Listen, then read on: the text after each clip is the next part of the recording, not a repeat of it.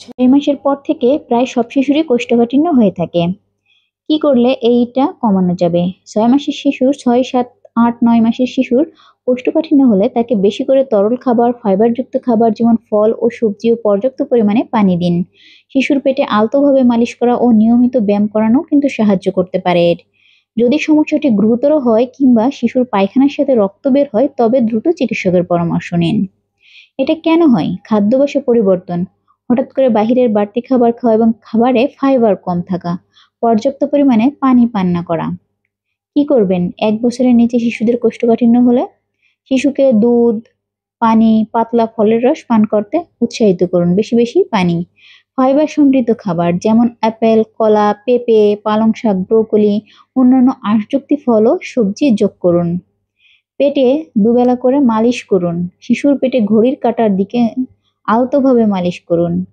শিশুকে গোসলের আগে বা সকালে বিকালে ব্যায়াম করান। শিশুকে পিঠে শুইয়ে দিয়ে পা সাইকেলের মতো হালকা ব্যায়াম করান। এতে কিন্তু পায়খানাটা সহজেই বের হয়ে যায়।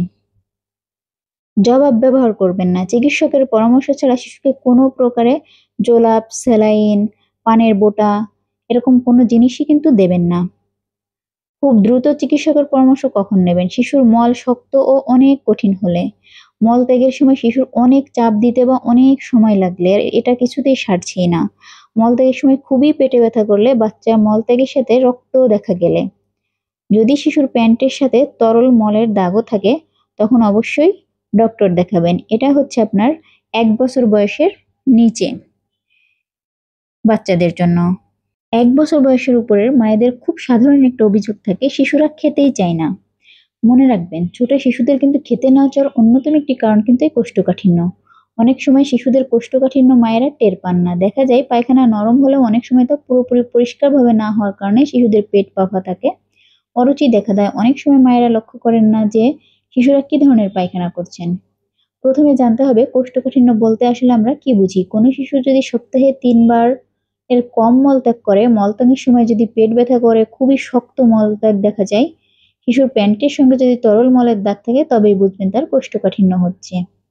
কি কি কারণে হতে পারে?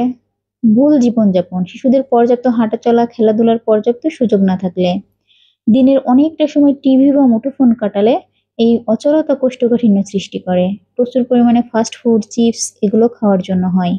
শাকসবজি, ফলমূল, পানি কম খাওয়ার কারণে কোষ্ঠকাঠিন্য হতে পারে। যেসব শিশু গরুর দুধ বেশি খায় তাদের কোষ্ঠকাঠিন্য হতে পারে।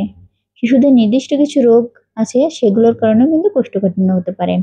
এর সমাধানটা কি? শিশুদের খাদ্য অভ্যাসের জীবনে পরিবর্তন আনতে হবে।